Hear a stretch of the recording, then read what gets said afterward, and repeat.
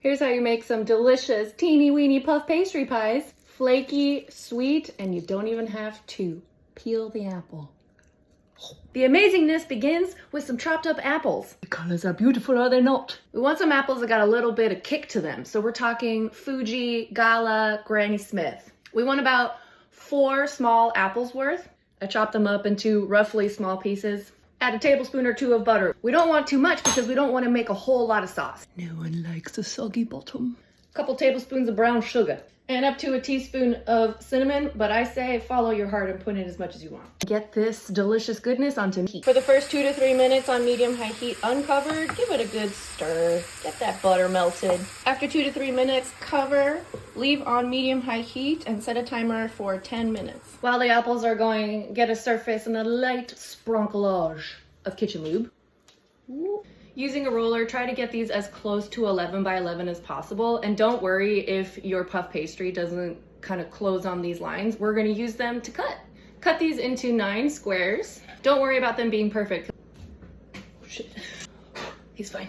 Ideally you have a non-stick pan, but if you don't, give it a quick spritz and then plop your dough squares into each one. And now what we're gonna do is go in with our fingers and kind of just smush the puff pastry into the edges of the muffin tin, just to make sure we get as much goodness as possible into each little puff pastry pie. Dunskies! How are you, friends? So they're soft, but they're not mushy. Lovely. We want between 2 and 3 tablespoons of filling per puff pastry pie. I'm using a slotted spoon, which will allow some of the juice to drain. Ta-da!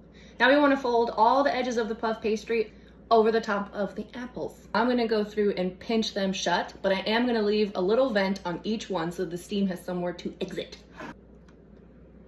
Ta-da! Make sure these babies have the best golden finish. We're going to add raw egg scrambled with a teaspoon of water. This is called an egg wash.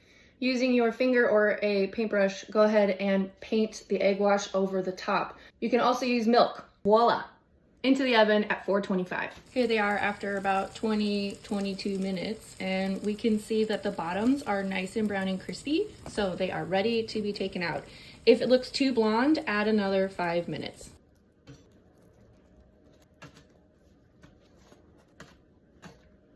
I mean, look at how cute!